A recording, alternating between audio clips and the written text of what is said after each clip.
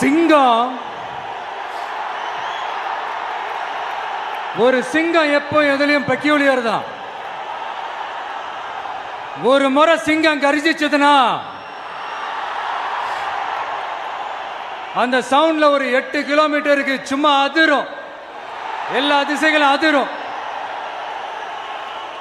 அப்படிப்பட்ட அந்த சிங்கம் வேட்டைக்கு மட்டும்தான் வெளியில வரும், வேடிக்கை பார்க்கறதுக்கெல்லாம் வெளியில வராது. வேட்டையில கூட உயிரோடு இருக்கிற மிருகங்களை தான் வேட்டையாடும். அதுலயும் பெரும்பாலும் தன்னை விட பெரிய சைஸ் உள்ள மிருகங்களை தான் குறி வச்சு தாக்கும், ஜெயிக்கும். எவ்வளவு பசியில் இருந்தாலும் உயிர் இல்லாததை, கெட்டு போனதை தொட்டு கூட பார்க்காது. அப்படிப்பட்ட அந்த சிங்கம் அவ்வளவு ஈஸியா எதையும் தொடாது, தொட்டா விடாது.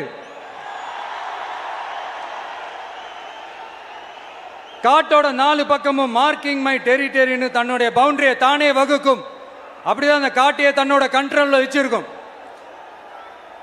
சிங்கத்துக்கு கூட்டத்தோட இருக்கிறதுக்கும் தெரியும், தனியா இருக்கிறதுக்கும் தெரியும்.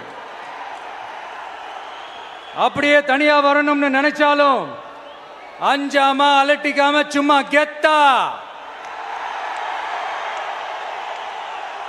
தனியா வந்து அத்தனை பேருக்கும் தண்ணி காட்டும். எப்போ எதிலையும் தன்னோட தனித்தன்மையை இழக்கவே இழக்காது. Yes, a lion is always a lion.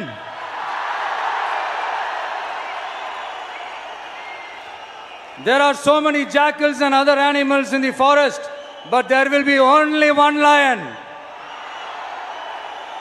And even if it is single, it will be the king of jungle. It is not only a description but also a clear declaration. சிங்கத்தை பத்தி பேசிட்டு நம்ம சிங்க குட்டிகளையும் சிங்க பெண்களையும் பத்தி நம்ம பேசாம இருக்க முடியுமா? அவங்கள எப்படி நான் மறப்பேன்? அவங்க தான் என்னுடைய உயிராச்சே.